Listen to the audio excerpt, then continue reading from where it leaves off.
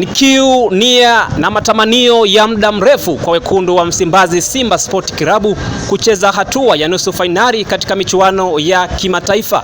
Hatimaye leo kikosi cha wekundu wa Msimbazi Simba Sport Club kimeweza kurejesha furaha na faraja kwa Watanzania na kwa mashabiki wa Simba Sport Club mara baada ya kufuzu hatua ya nusu fainali katika kombe la shirikisho barani Afrika. Kufuatia ushindi huo, mashabiki na wapenzi wa mpira hususani mashabiki wa Simba Sport Club jijini Dodoma wameeleza furaha yao huku wakiwa na matumaini ya klabu yao kufuzu katika hatua ya nusu fainali na kwenda katika fainali ya kombe la shirikisho barani Afrika.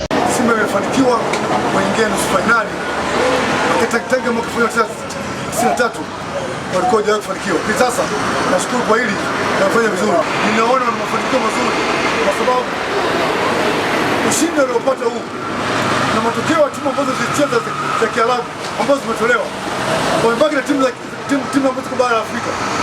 Simba inaweza kufanikiwa.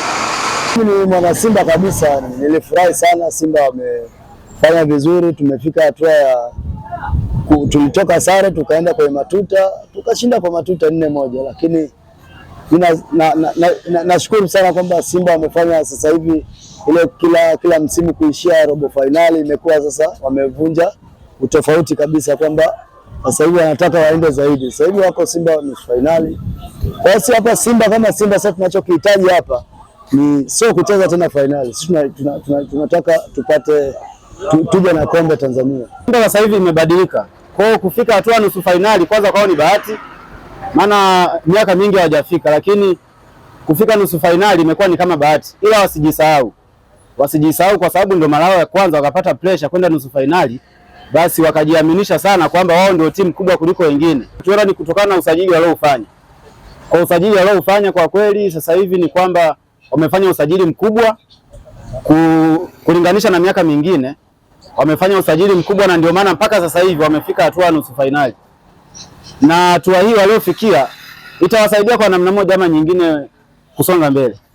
Ikumbukwe mara ya mwisho wekundu wa Msimbazi Simba Sport Club kucheza hatua ya nusu fainali ilikuwa ni mwaka 1993, lakini hakuweza kufanikiwa kucheza fainali kuu. Na hii leo mashabiki au macho ya Watanzania na imani ya Watanzania wanatazama Simba Sport Club kama mwakilishi pekee wa Tanzania katika michuano hii ya kombe la shirikisho barani Afrika. Wanasubiri kuona nini atakifanya. Je, Nyama atakwenda hatua ya kucheza fainali, atarejea na kombe Tanzania au itakweje? Sisi na Watanzania wote tunasubiri. Kutoka hapa Jamhuri, mimi ni Samson Bahati, Domeko TV.